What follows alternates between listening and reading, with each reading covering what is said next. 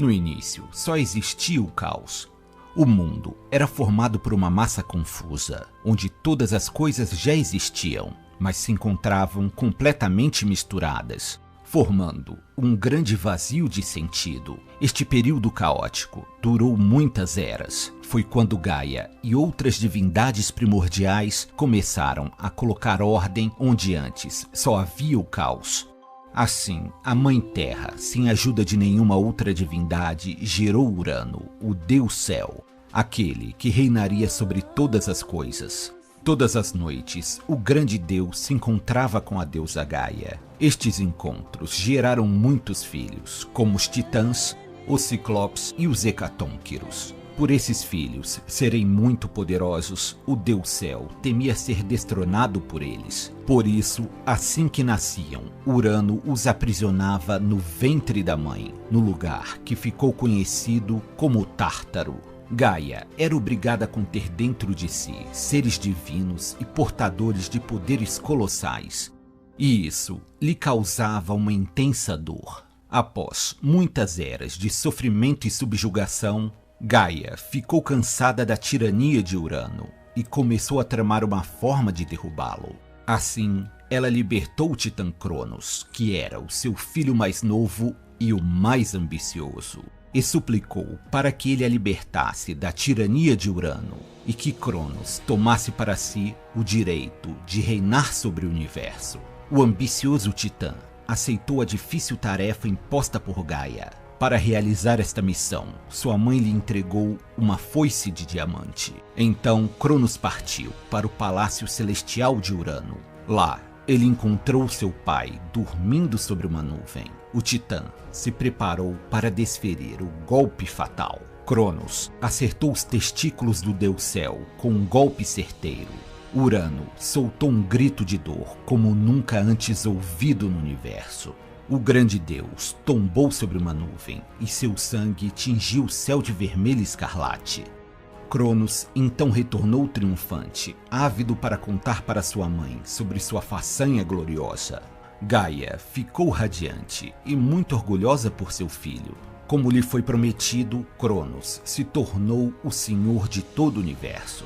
Seu primeiro ato foi garantir a liberdade de seus irmãos titãs e convidá-los para um grande banquete. Mas com o cair da noite, Cronos foi visitado pelo espectro de seu pai, que lhe disse: "Você é um rebento infame que manchou suas mãos com o sangue de seu próprio pai. E do mesmo modo que um dia usurpou o poder supremo, irá também um dia perdê-lo."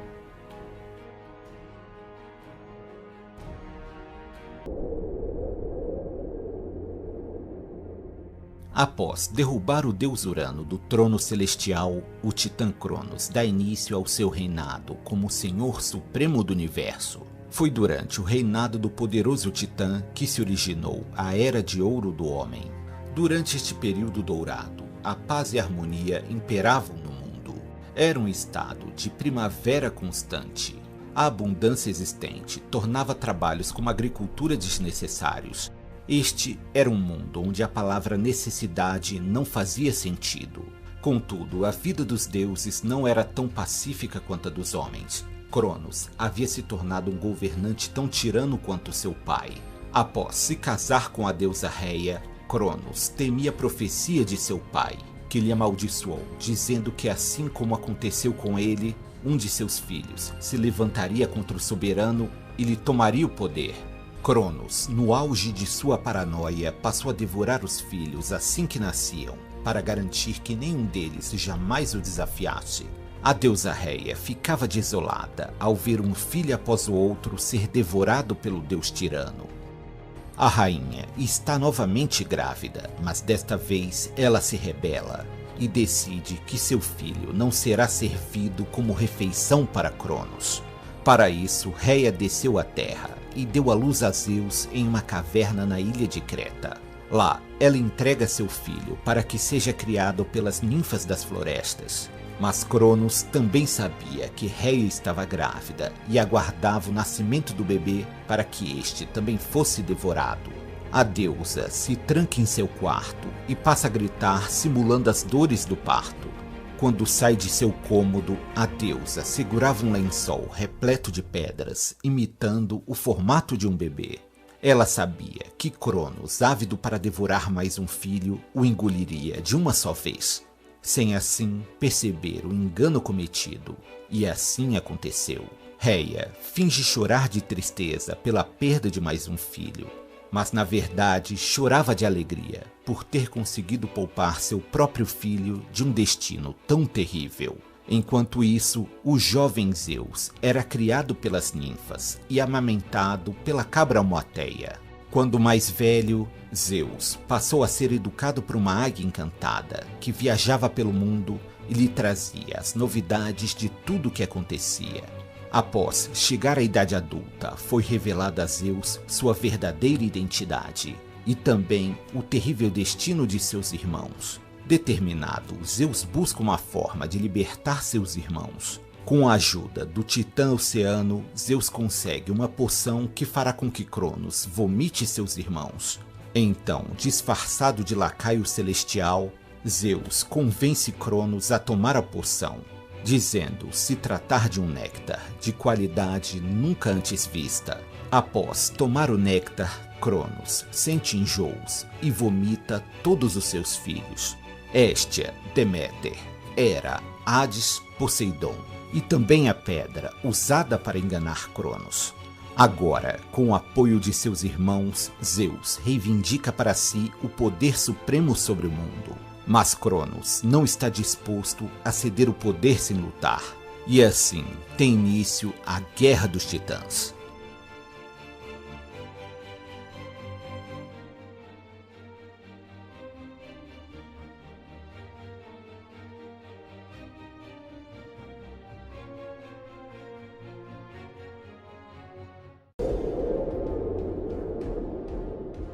Zeus havia usurpado o título de Deus Supremo do Universo que pertencia a seu pai, o Titã Cronos, e libertado seus irmãos de dentro da barriga do Titã.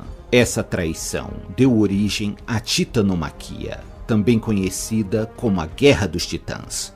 De um lado estava Cronos e seus aliados titãs. Do outro lado estava Zeus e seus irmãos. Os deuses, liderados por Zeus, tinham o Monte Olimpo como seu quartel-general, e por isso ficariam conhecidos como os deuses do Olimpo, enquanto Cronos e os titãs se abrigavam no Monte Otris. O exército de Cronos tinha como general o poderoso Titã Atlas, que liderava os ataques aos deuses olímpicos. Zeus, sabendo do poderio do exército de titãs, busca reforço no Tártaro, de onde ele liberta os poderosos Ciclopes. Estes, por gratidão, forjaram armas formidáveis para os deuses. Zeus recebeu seus trovões e relâmpagos. Poseidon recebeu um tridente capaz de provocar terríveis tempestades e terremotos. E Hades recebeu o Elmo do Terror, que lhe dava o poder da invisibilidade. Os dois exércitos estavam em rota de colisão. Quando estes se encontraram, o barulho foi tanto que fez tremer o universo. Terremotos, erupções vulcânicas e tsunamis tomaram conta da Terra. Durante a batalha, Zeus atirava seus poderosos raios, enquanto os titãs arremessavam montanhas inteiras contra os deuses. A batalha entre deuses e titãs já durava quase 10 anos de intensos combates corpo a corpo, e a balança parecia pender para o lado dos titãs. Zeus então decide libertar do Tártaro os temíveis Hecatônquiros, que eram gigantes de 100 braços e 50 cabeças. As horrendas criaturas tiveram um impacto decisivo na virada da guerra. O exército de titãs entrou em pânico e, desmoralizado, fugiu. A derrota dos titãs era inevitável, e Zeus, com seu mais poderoso raio, colocou o Titã Cronos de joelhos. O deus condena o Titã Cronos e seus aliados à prisão eterna no Tártaro, e designa que os Hecatônquiros façam a guarda dos poderosos portões. Mas Zeus guarda um castigo especial para o Titã Atlas, que havia liderado as tropas titânicas. Ele foi condenado a sustentar o peso da abóbada celeste em suas costas por toda a eternidade.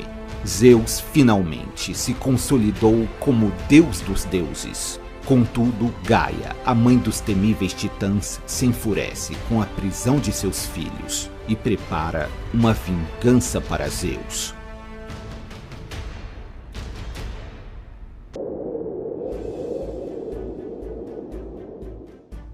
Após a vitória dos deuses olímpicos sobre os temidos titãs, chega a hora de dividir os espólios de guerra.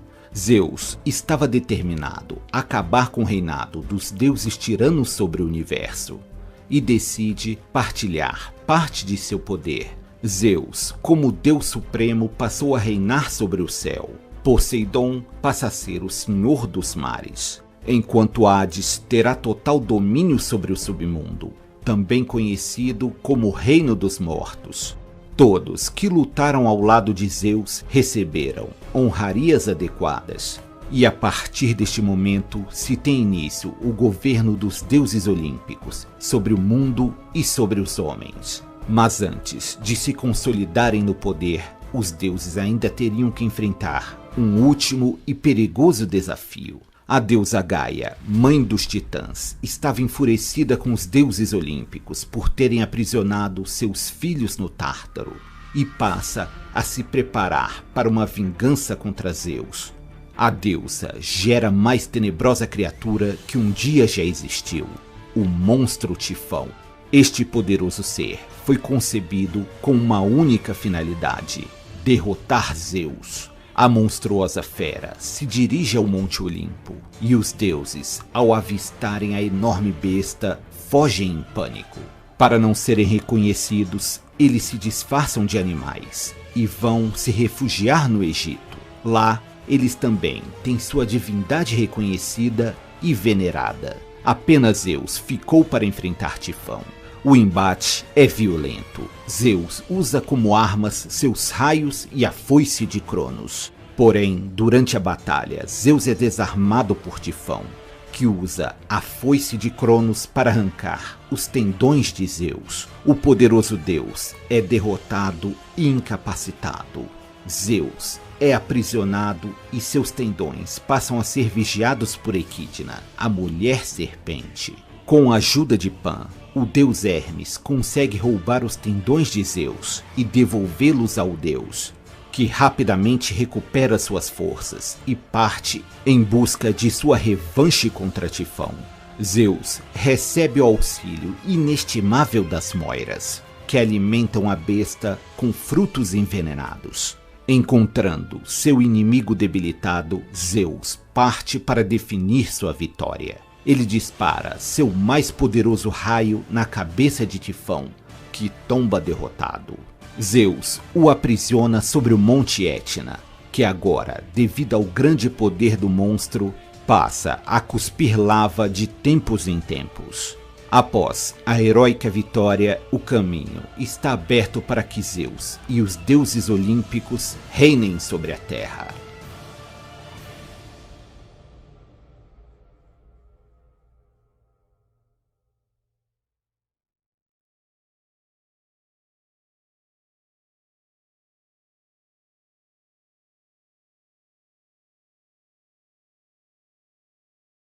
As Moiras são as senhoras do destino. Segundo Hesíodo, elas seriam filhas de Nix, a deusa da noite. Em versões posteriores, elas seriam filhas de Zeus com a Titânia de Tétis. As Moiras eram três: Cloto, Laquesis e Atropos. Essas, fazendo uso da roda da fortuna, eram responsáveis por tecer o fio da vida. Após ser determinado pelas Moiras o destino de um indivíduo, nem mesmo os deuses eram capazes de alterá-lo. Cloto era responsável por fiar o fio da vida. Sua influência no destino dos homens começa desde seu nascimento. Laquesis esticava, media e enrolava o fio. Esta era responsável por atribuir o papel que o indivíduo teria no mundo, definindo sua cota de felicidades e desgraças. E por fim, temos Atropos. Esta segurava uma tesoura e determinava o exato ponto em que o fio seria cortado. Este corte significava um ponto final na vida de uma pessoa. Após o fio ser cortado, Thanatos, o deus da morte, seguindo as orientações das Moiras, ceifava a vida do indivíduo. Zeus atribuiu às Moiras um importante papel na manutenção da ordem cósmica, sendo o ciclo da vida um de seus pilares. As Moiras têm uma presença marcante no mito de Meleagro, o jovem que matou o perigoso javali de Calidon. As divindades apareceram para a mãe de Meleagro, quando ele ainda era apenas um bebê, e revelaram que a vida do garoto teria um fim, assim que a lenha que ardia na lareira terminasse de queimar. Sua mãe tentou evitar que Meleagro tivesse tal sorte, mas o destino traçado pelas Moiras é inexorável.